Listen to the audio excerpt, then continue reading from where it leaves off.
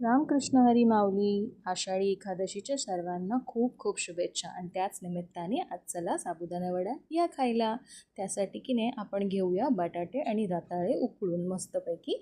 त्यानंतर ते सोलून आपण त्यांना कुस्करून एकजीव करून घेऊया. त्याच्यात आपण नंतर भिजवलेला जो साबुदाणा असतो ना त्याचा जरासा वाटून घेऊया. मग आपलं जे उपवासाचं मीठ आणि मिरच्या घालून ते सगळं मस्तपैकी एकत्र एकजीव करून त्याचं एक आपण सारण तयार करूया. म्हणजे एक गोळा आपण त्याचा तयार करूया. छानपैकी अगदी ते इथे भिजवलेले साबुदाणे जे आहेत ते 2 वाट्या आणि बाकी हे रताळू आणि बटाट्याचं जे सारण आहे ते आपण 4 वाट्या असं या प्रमाणात घ्यायचं. एक वाटीभर मिरच्या बारीक चिरलेल्या आणि 1 चमचाभर सेंधा नमक.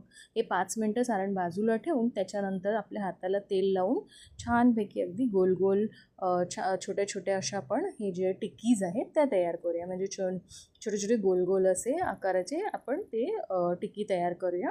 आणि त्या सर्व टिक्की तयार झाल्या की त्याला आपण नंतर तळणीच्या तेलामध्ये खायच्या तेलामध्ये तळून काढायचे आहेत.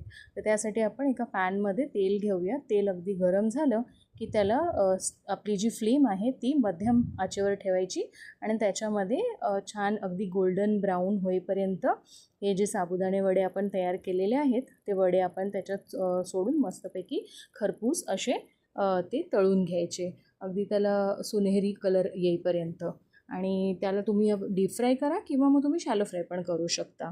अशा प्रकाराने हे खरपूस केलेले साबुदाणे वडे तुम्ही दह्याबरोबर किंवा चटणीबरोबर सर्व करू शकता.